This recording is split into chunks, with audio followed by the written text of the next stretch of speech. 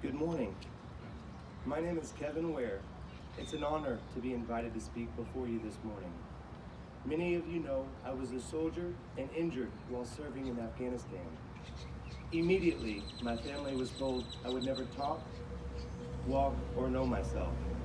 From that moment on, everyone tries preparing me for the worst possible outcome to each obstacle I face. After my injury, I was inpatient at Brooke Army Medical Center for several weeks, then at Audie Murphy's Polytrauma, a VA hospital, for several months. Once outpatient, I attended 3 to 6 medical appointments a day, 5 days a week, over 100 hours a week in the hospital, the majority of which was in the basement. This went on for 2 years. Throughout the 2 years, I learned techniques helping me remember. I was also taught stretches, exercises, and other methods to help me reduce pains. My medical appointments were reduced to a manageable 3 to 6 appointments per week after I retired. I made an appointment at Frank DeHeda, a VA hospital in San Antonio. I spoke with vocational rehab, voiced to them my desires to start college. They advised against it and suggested I wait 5 to 10 years. That was the last moment I remember being in a wheelchair. I immediately began walking with a cane. I let that man's words eat at me for a few days. After that, I went to UTSA, drove around for close to 3 hours. I finally found a parking spot up front by the buses. Took a bunch of pictures from different angles to help me find my vehicle later. I walked around the campus looking for the Veterans Center about the same amount of time as I drove around the parking lot. I told the man from the university the same thing I told vocational rehab. He advised me to start at Northwest Vista, avoiding the high school equivalency exam. I showed him a picture of where I was parked. Immediately, he told me that my vehicle had likely been towed. Opened up a door, and there was the buses, and my vehicle was still parked there with no ticket. An example of preparing me for the worst.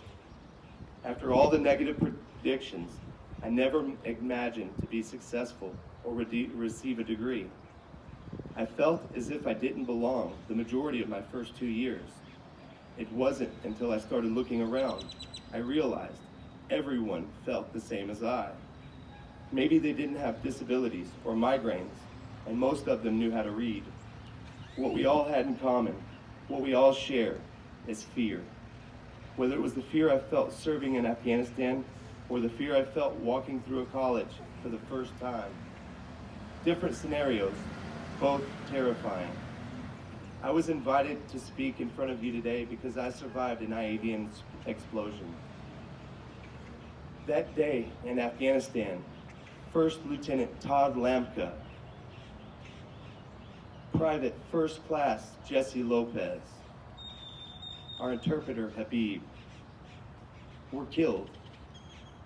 William O'Brien, the reason I joined the military, infantry, a 19-year-old man, was killed in Baghdad, Iraq in 2008. Every day I honor these heroes through perseverance and sharing their stories. Thank you for sharing their memories with me on this Memorial Day. Happy Memorial Day, everyone.